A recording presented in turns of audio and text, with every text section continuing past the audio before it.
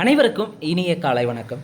Olympia IAS academy சார்பாக தினசரி இலவச மாதிரி தேர்வுகளில் ப்ரீவியஸ் கொஸ்டின்ஸ் நம்ம பார்த்துருந்தோங்க. ஸோ ஒரு 4 நாள் கேப் இருந்துச்சு, எக்ஸாம் ரிலேட்டடாக போயிட்டு இருந்ததுனால கொஸ்டின் அப்லோட் பண்ண முடியல. ஸோ இனி ஒரு காலங்களில் ரீஸ்டார்ட் பண்ணலாம். ஸோ நம்ம ஒலிம்பியா ஐஏஎஸ் அகாடமி சார்பாக தினசரியாக ஏற்கனவே நடந்து முடிந்த பல்வேறு தேர்வுகளில் கேட்கப்பட்ட ப்ரீவியஸ் கொஸ்டின்லேருந்து தான் மாதிரி தேர்வு வைக்கப்பட்டு வருகிறது. இந்த மாதிரி தேர்வை பொறுத்தவரையும் முழுக்க அப்கமிங்காக வரக்கூடிய group 1, group 2, 2A and group 4 எக்ஸாமுக்கு பயனுள்ளதாக இருக்கும்.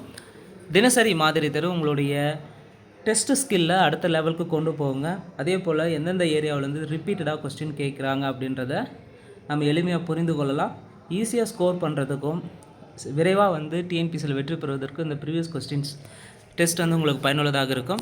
வீடியோஸை முதல் முறையாக பார்க்குறவங்க மறக்காமல் சப்ஸ்கிரைப் பண்ணிட்டு அண்ட் பெல் சிம்பிளை கிளிக் பண்ணிடுங்க. நீங்கள் பெல் சிம்பிளை கிளிக் பண்ணால் தான் நாங்கள் தொடர்ந்து அப்லோட் பண்ணுற வீடியோஸ் உங்களுக்கு நோட்டிஃபிகேஷன் வரும்.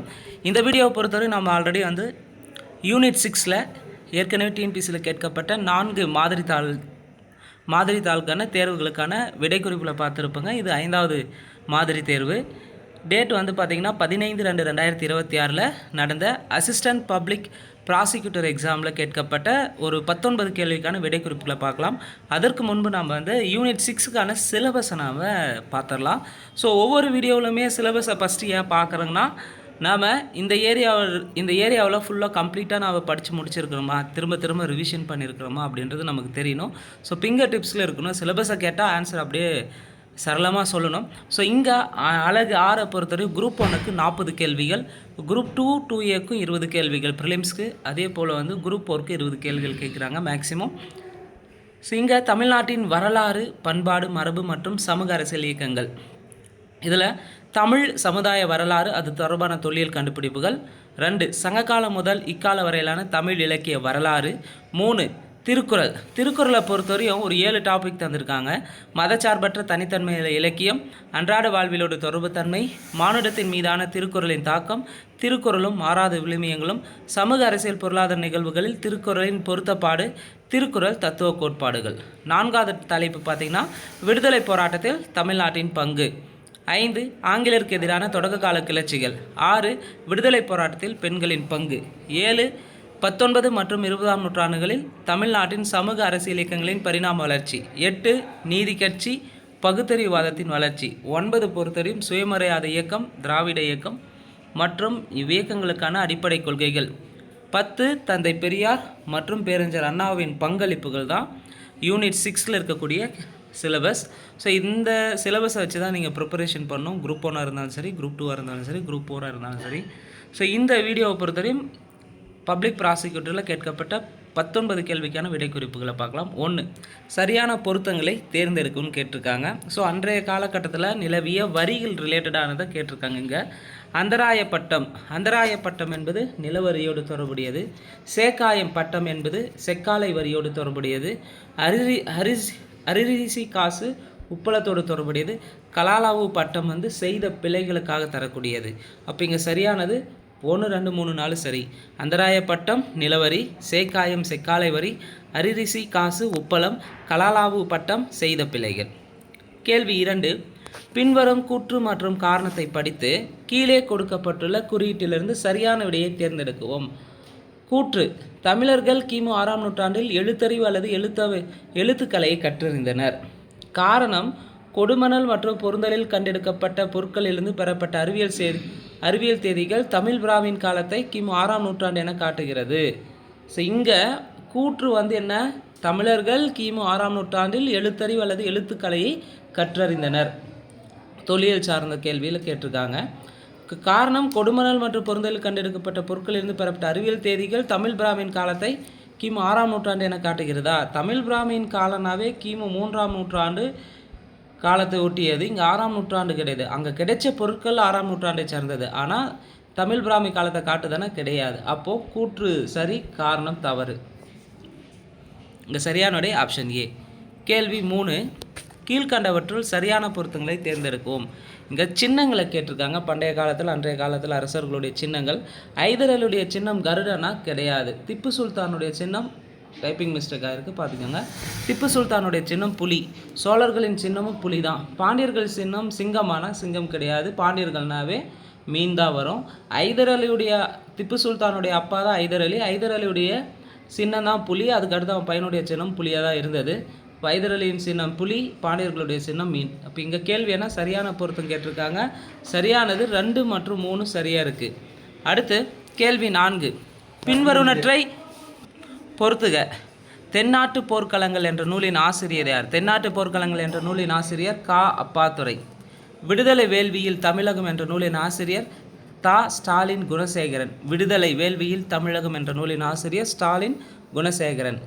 விடுதலை போரில் தமிழக முஸ்லீம்கள் என்ற நூல் எழுதந்து சே. திவான். விடுதலை போரில் தமிழக முஸ்லீம்கள் என்ற நூலின் ஆசிரியர் யார்? சே. திவான். விடுதலை போரில் தமிழகம் நூல் எழுதந்து மாப்போ சிவஞானம். விடுதலை போரில் தமிழகம் என்ற நூல் எழுதியவர் மாப்போ சிவஞானம். சரியானுடைய ஆப்ஷன் பாம்பே. நூல் ஆசிரியர்கள் கேட்டிருக்காங்க விடுதலை போர் பற்றிய நூல்கள். கேள்வி 5, கூற்று காரணம்.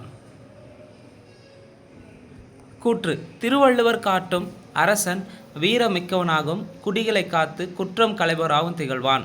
காரணம்: கடுமையான சொற்கள் வசை மொழிகளை கூட பொதுநலன் பொருட்டு பொறுத்து கொள்ளும் தன்மையுடனாக அரசன் இருக்க வேண்டும். ஸோ இங்கே கூற்றும் சரி, காரணம் சரி. ஆனால் இந்த கூற்றுக்கான காரணம் சரியான விளக்கம் கிடையாது. கூற்று மற்றும் காரணம் இரண்டும் சரி, ஆனால் காரணம் என்பது கூற்றுக்கான சரியான விளக்கம் அல்ல. கூற்று என்ன சொல்லுது? திருவள்ளுவர் காட்டும் அரசன் வீரமிக்கவனாகவும் குடிகளை காத்து குற்றம் களைபவராகவும் திகழ்வான் என்கிறார். கடுமையான சொற்கள் வசைமொழிகளை கூட பொதுநலன் பொறுத்து கொள்ளும் தன்மையுடனாக அரசன் இருக்க வேண்டும் அப்படின்னு சொல்லியிருப்பார். ஆனால் இந்த மேலே சொன்ன கூற்றுக்கு இங்கே சரியானா கிடையாது. அப்போ இங்கே கூற்று சரி, காரணம் சரி, விளக்கம் சரியாக இல்லை. கேள்வி 6, திருக்குறள்லேருந்து அதனுடைய பொருளை கேட்டு வச்சுருக்காங்க. மறவர்க்க டேஸ் கேண்மை துறவர்க்க டேஸ் துப்பாய் நட்பு. அதாவது மறவர்க்க மாசற்றார் கேண்மை துறவர்க்க துன்பத்துள் துப்பாயர் நட்பு. அதாவது மன தூய்மை கொண்டவர்கள் துன்பத்தில் உதவியவர்கள் நட்பை மறவாதிருத்தல் சிறந்தது என்று குறிப்பிட்டிருப்பார் வள்ளுவர். இந்த குறளை பொறுத்தவரையும் 106வது திருக்குறள் இருக்கும், நட்பராயுதல் தலைப்பில். மறவர்க்க மாசற்றார் கேண்மை துறவர்க்க துன்பத்துள் துப்பாயர் நட்பு. மாசற்றார் கேண்மைனா அறிவு ஒழுக்கத்தில் மாசற்ற, அதாவது குற்றமற்ற சான்றோர்களின் நட்பை மறந்துவிடக்கூடாது. அறிவும் ஒழுக்கத்திலும் குற்றமற்ற சான்றோருடைய நட்பை மறந்துவிடக்கூடாது. துன்பத்துள் துப்பாயர் நட்பு. துன்பத்துள் துப்பாயர் நட்புனா நமக்கு துன்பம் வந்த நேரத்தில் நமக்கு பற்றுக்கோடாக, அதாவது உதவியாக இருந்தவருடைய நட்பை எப்பவுமே கைவிடக்கூடாது என்று வள்ளுவர் குறிப்பிட்டுருவார் திருக்குறள் 106வது திருக்குறளில். அடுத்து திருக்குறள் சார்ந்த இன்னொரு கேள்வி தான், திருக்குறளில் இருக்கக்கூடிய அதிகாரங்களை வரிசைப்படுத்துகன்னு கேட்டிருக்காங்க. திருக்குறளில் நமக்கு 133 அதிகாரத்தையும் ஞாபகம் வச்சு முடியுமான்னு தெரியாது. ஆனால் சில அதிகாரங்களில் பள்ளி பாட புத்தகத்தில் இடம்பெற்றுள்ள அதிகாரங்களான தெளிவாக எழுதி வச்சுக்காங்க, நமக்கு கொஸ்டினாக கேட்டிருக்காங்க. ஸோ இங்கே அன்புடைமை, அருளுடைமை, ஒழுக்கமுடைமை, இனிய குறள். ஸோ இதில் ஃபஸ்ட்டு அன்புடைமை 8வது அதிகாரத்தில் வரும். அடுத்து அருளுடைமை 25வது அதிகாரம், ஒழுக்கமுடைமை 14, அடுத்து இனிய குறள் 10வது அதிகாரம். அன்புடைமை 8வது அதிகாரம், அருளுடைமை 25, ஒழுக்கமுடைமை 14, இனியவை குறள் 10வது அதிகாரம். இப்போ சரியானுடைய 1, 4, 3, 2. அன்புடைமை, அதாவது அன்பு இல்லாத வாழ்க்கை பயனற்றது, அன்பு உடையவரே உண்மையான உயிரோடு இருப்பவர், அன்பில்லாதவர் வெறும் எலும்பும் தோலும் கொண்டவர் என்பதை வலியுறுத்தக்கூடியது அன்புடைமை. அருளுடைமைனா அதிகாரம் 25ல் குறிப்பிட்டிருப்பாங்க. பிற உயிர்களிடம் கருணை, அருள் காட்டுவதையும் தீவினைகளை தவிர்த்து அறநெறியில் வாழ்வதையும் போதிப்பது தான் அருளுடைமை. ஒழுக்கமுடைமை என்பது ஒழுக்கம் உயிரை விட சிறந்ததாக காக்கப்பட வேண்டும், ஒழுக்கம் உடையவர்களே உயர்ந்த பிறப்புடையவர்களாக கருதப்படுவர் என்று வள்ளுவர் சொல்லியிருப்பார். தீய சொற்களை பேசுவது ஒழுக்கம் உடையவர்களுக்கு பொருந்தாது என்று குறிப்பிட்டார். அடுத்து இனிய குறள் அதிகாரம் 10வது அதிகாரத்தில் இருக்குது. இனிய குறள் முகமலர்ந்து இனிமையான இன்சொற்களை பேசுவது துன்பங்களை போக்கி அறத்தை வளர்க்கும் என்று வள்ளுவர் சொல்லியிருப்பார். ஸோ இங்கே திருக்குறள்லேருந்து மேட்ச் த ஃபாலோவிங்கும் கேட்குறாங்க, திருக்குறளை கேட்டு அதுக்கான சொற்பொருளையும் கேட்குறாங்க, திருக்குறளை கேட்டு விடுபட்ட வார்த்தைகளையும் கேட்குறாங்க, திருக்குறளுடைய அதிகாரங்களை கால வரிசைப்படுத்தணும்னு கேட்குறாங்க. தெளிவாக பார்த்துக்காங்க. கேள்வி 8, கதை சொல்லி என்னும் இதழை நடத்தியவர் யார்? கதை சொல்லி என்னும் இதழை நடத்தியவர் கி. ராஜநாராயணன். தமிழ் அறிஞர்கள் அவர்கள் நடத்திய இதழ்கள் ரிலேட்டடான கொஸ்டின் வந்து கேட்டிருக்காங்க. கேள்வி 9, பின்வரற்றுள் சரியான ஒன்றை கண்டறிக. 1, பாரத போரில் பெருஞ்சோற்று வழங்கியவன் சேரன் உதயன் சேரலாதன். சரி. பாரத போர்க்காலம் கிமு 12ஆம் நூற்றாண்டு என்பர். சரி. நந்தர்கள் காலம் சுமார் 3500 ஆண்டுக்கு முற்பட்டதுன்னு சொல்கிறாங்களேன்னா பொதுவாக சொல்கிறாங்க, ஆனால் 3500 ஆண்டு முற்பட்டது கிடையாது. உதயணன் காலம் கிமு 8ஆம் நூற்றாண்டுன்னு சொல்லுவாங்க. உதயனுடைய காலம் கிமு 7ஆம் நூற்றாண்டுன்னு சொல்லலாம். அப்போ இங்கே சரியானது 1 மற்றும் 2 சரி. நந்தர்கள் காலத்தை பொறுத்தவரையும் பொதுவாக வந்து 3500 ஆண்டுகள் முற்பட்டதுன்னு சொன்னால் கூட வரலாற்று ரீதியாக நமக்கு கிடைத்த தகவல் படி கிமு 4ஆம் நூற்றாண்டில் சுமார் 2400 2500 ஆண்டுகளுக்கு முன் வந்து வட இந்தியாவில் மகத நாட்டை ஆண்ட ஒரு வம்சம்னு சொல்லலாம். குறிப்பாக மகாபத்ம நந்தர் தான் நந்த வம்சத்தை நிறுவியிருப்பார். கிமு 364 டு 345 முதல் கிமு 324 வரை. ஸோ இந்தியாவினுடைய முதல் பேரரசாக வந்து கருதப்படுபவர் தான் இந்த நந்த வம்சம். குறிப்பாக இவர்கள் கங்கை ஆற்றினுடைய கரையில் அமைந்திருந்த பாடலிபுரத்தை வந்து தலைநகராக கொண்டு ஆட்சி செய்தாக. இவர்களுடைய படைபலத்தை பொறுத்தவரையும் நந்தர்கள் மிகவும் சக்தி வாய்ந்த இராணுவத்தை வந்து வச்சுருந்தாங்க. கலிங்கத்தை கூட தங்கள் பேரரசின் ஒரு பகுதியாக கட்டி காப்பாற்றிட்டு இருந்தாங்க. இவர்களுடைய வீழ்ச்சி எப்படி வந்துச்சுன்னா நந்த வம்சத்தினுடைய கடைசி அரசனான தனநந்தன் சந்திரகுப்த மௌரியரால் தோற்கடிக்கப்பட்டு பிறகு மௌரிய அரசு நிறுவப்பட்டது. உதயனுடைய காலம் கிமு 7ஆம் நூற்றாண்டில் வரும். அடுத்து கேள்வி 10, திராவிட மொழிகள்லேருந்து கொஸ்டின் எடுத்து வச்சுருக்காங்க. ஸோ திருந்திய திராவிட மொழிகள், திருந்தா திராவிட மொழிகள், தென் திராவிட மொழிகள், நடு திராவிட மொழிகள், வட திராவிட மொழிகள். இதை பள்ளி பாடப்புத்தகத்தில் இருக்கக்கூடிய திராவிட மொழிகளை தெளிவாக படிச்சுக்காங்க. பழைய ஓல்டு புக்கு, புதிய புக்கு இதில் இருக்கக்கூடிய சமச்சீர் புத்தகத்தில் தெளிவாக பார்த்துக்காங்க. ஸோ இங்கே பின்வரும் வகையில் மிக சரியானது துதம், கோதம், கோண்டு, கு திருந்தா திராவிட மொழிகள். சரி.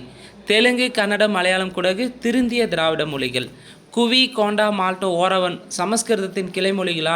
தவறு. ஓரியன், ராஜ்மகால், படகா, நாய்க்கு திருந்திய தென் திராவிட மொழிகள் வருமானம் கிடையாது. அப்போ இங்கே சரியானது 1 மற்றும் 2 சரியாக இருக்குது. சமஸ்கிருதத்தின் கிளைமொழிகள்னு எடுத்துக்கணுங்கன்னா பாலி, பிராகிருதம், அப்ரகம்ஷா.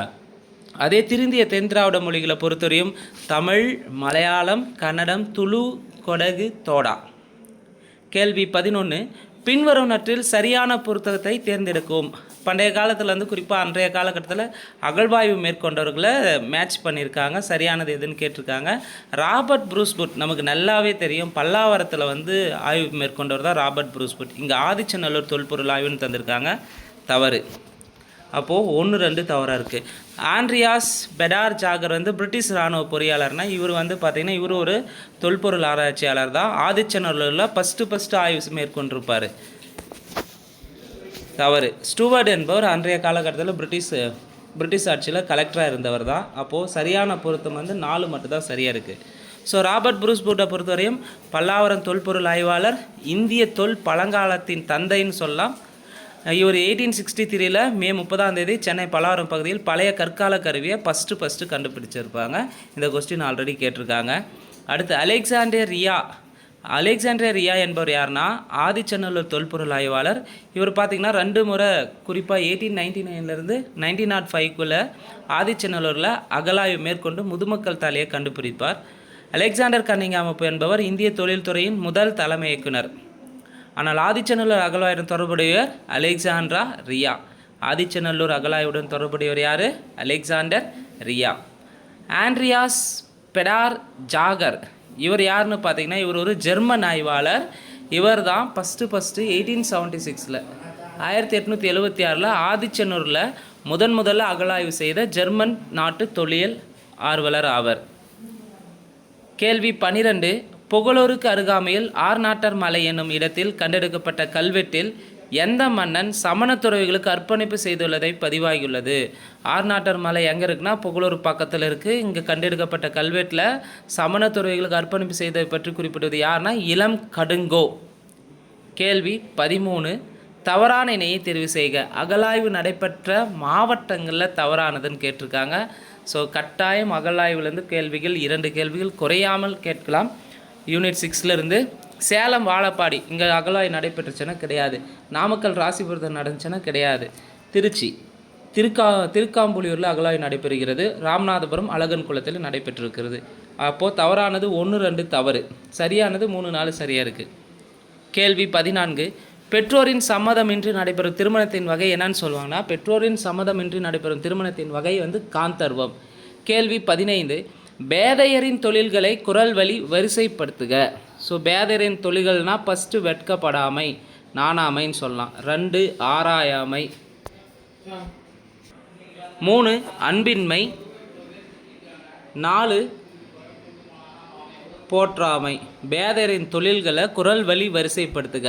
அப்போது நமக்கு வந்து திருக்குறளில் வரிசைப்படுத்துறது கேட்குறாங்க. ஒன்று திருக்குறளில் கொடுக்கப்பட்டுள்ள பொருள்லேருந்து வரிசைப்படுத்த கேட்குறாங்க, அதிகாரத்தை வரிசைப்படுத்துறது கேட்குறாங்க. தெளிவாக படித்து ரிவிஷன் பண்ணிக்காங்க. ஸோ இங்கே திருக்குறளை பொறுத்தவரையும் பேதமை அதிகாரத்தில் 84வது அதிகாரம் தான் பேதமை. குறள் 833 சொல்லியிருக்காரு பேதையாரின் தொழில்களை பற்றி. நாணாமை நாடாமை நாரின்மை யாதொன்றும், நாணாமை நாடாமை நாரின்மை யாதொன்றும் பேணாமை பேதை தொழில். நாணாமை நாடாமை நாரின்மை யாதொன்றும் பேணாண்மை பேதை தொழில். நாணாண்மைனா நாடாமை, நாணாண்மை நாடாமை நாரின்மை பேதாமை, அதாவது வெட்கப்படாமை. வெட்கப்படாமைனா நாணாமை, அதாவது தகாதவற்றிலிருந்து நாணாமல் இருக்கணும். ஆராயாமைனா நாடாமை, தக்கவற்றை நாடாமல் இருத்தல்.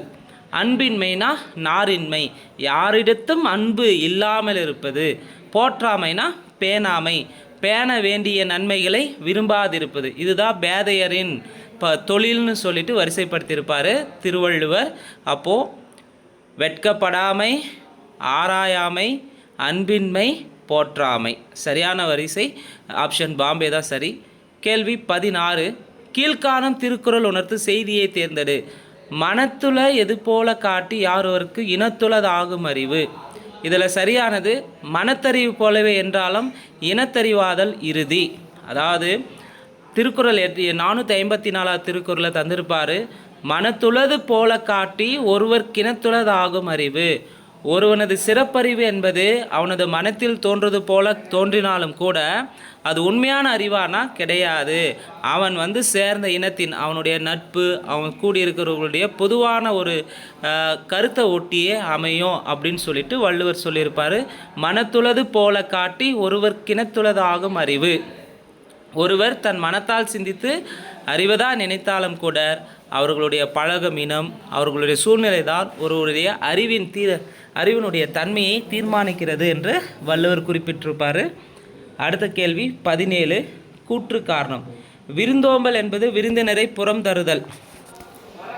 காரணம், விருந்தினர் என்பார் உற்ற உறவினர் அல்ல. எதிர்பாராமல் பசியால் இல்லம் நோக்கி வருபவர் தான் விருந்தோம்பல்னு சொல்லுவாங்க. இங்கே விருந்தோம்பல் வந்து விருந்தினை புறம் தருதல்னு சொல்லியிருக்காங்க. இங்கே கூற்றும் சரி, காரணம் சரி, மேலும் காரணம் கூற்றுக்கான சரியான விளக்கம். புதிதாய் வீட்டுக்கு வருபவர் தான் விருந்தினர். நம் உறவோடு இருப்பவங்கள உறவினர்னு வந்து பண்டைய காலத்தில் தமிழர்கள் வந்து வாழ்ந்திருக்காங்க. யாருன்னே முன்பின் அறியாதவர்களை அவங்கள வீட்டுக்கு அழைத்து அவங்களுக்கு உணவளிப்பது தான் விருந்தோம்பல் பண்புன்னு குறிப்பிடலாம். கேள்வி 18. பொருந்தாத இணைகளை கண்டறிக. இலறவியல் புகழை குறிக்கக்கூடியது. அரசியல் வந்து பகைத்திறந்தெறிதலான கிடையாது. ஒலிபியல் வந்து பண்புடைமை வருமான கிடையாது. களவியல் வந்து தனிப்படர் மிகுதி வருமான கிடையாது. அந்த ஒவ்வொரு இயல் அதிகாரத்திலிருந்து அதனுடைய சிறப்பை வந்து எடுத்து இங்கே கொடுத்துருக்காங்க. நட்பியலை பொறுத்தவரையும் பகைத்திறந்தறிதல் என்பது நட்பியல் இயலில் வந்து இருக்கும். பொருளதிகாரத்தில் நட்பியலில் வந்திருக்கும். அங்கே பகை என்று சொல்லப்படும் தீமை தருவனை ஒருவனை விளையாட்டாக கூட விரும்பக்கூடாது. வில் வீரருடன் பகை கொள்வதை விட சொல் அறிஞருடன் பகை கொள்வது தகாதுன்றதான் இந்த பகை திறந்தறிதல் நட்பியல் இயலில் இடம்பெற்றிருக்கும். அடுத்து அடுத்து வந்து பார்த்திங்கன்னா கற்பியல், கலவியல். காமத்து பாலை பொறுத்தவரைக்கும் கலவியல் கற்பியல் 2 இயலாக பிரிப்பாங்க. அதில் கற்பியலில் வந்து தனிப்படர் மிகுதி என்ற சிறப்பான ஒரு செய்தி இடம்பெற்றிருக்கும். தனிப்படர் மிகுதினா தலைவன் பிரிந்த காலத்தில் தலைவி வந்து தனிமையில் படும் துன்பத்தின் மிகுதியை கூறுவதுதான் தனிப்படர் மிகுதி. இது எந்த இயல் இருக்குது? கற்பியல் இயல் இருக்குது. இங்கே கலவியல்னு தந்திருக்காங்க. காமத்து பாலை 2ஆக பிரிப்பாங்க, கற்பியல் கலவியல்ன்ட்டு. அதில் வந்து தான் கற்பியல். ஸோ தாம் விரும்புவர் தம்மையும் விரும்பும் பேறு பெற்றவர், காதல் வாழ்வின் பயனை முழுமையாக பெற்றவரை பற்றி இந்த கற்பியலில் குறிப்பிட்டிருப்பார் வள்ளுவர். ஸோ அவன் என்ன பண்ணியிருக்கிறான், இயல்களுடைய சிறப்புகள்லேருந்து எடுத்து வச்சுருக்காங்க. அப்போ இங்கே பொருந்தாத இணை 2 மற்றும் 4 பொருந்தாது. கேள்வி 19. பின்வரும் மன்னர்களை அவரது ராஜ்யங்களுடன் பொறுத்துக. தமிழ்நாட்டில் பண்டைய காலத்தில் ஆண்ட மன்னர்களுடைய இடங்களை கேட்டிருக்காங்க. அரசர்கள் ஆட்சி புரிந்த இடங்கள். நல்லியக்கோடன் எங்கே ஆண்டிருக்கோன்னா திண்டிவனம். இது சிறப்பு தமிழ் புத்தகத்தில் இடம்பெற்றிருக்கும். நல்லியக்கோடன் திண்டிவனம். அதியமான் பார்த்திங்கன்னா தகடூர், இன்றைய தருமபுரி, நமக்கு நல்லாவே தெரியும். மலையமான் திருமுடிக்காரி கோவிலூர். நன்னன்னாவே திருவண்ணாமலை செங்கம் பகுதி ஆட்சி புரிந்தவர் தான். இப்போ இங்கே சரியான விடை ஆப்ஷன் சி 3, 4, 2, 1. ஸோ யூனிட் 6 இருந்து பப்ளிக் ப்ராசிக்யூட்டர் எக்ஸாம்லேருந்து கேட்கப்பட்ட ஒரு 19 கேள்விக்கான விடை குறிப்புகளை நம்ம முழுமையாக பார்த்துருக்குறோங்க.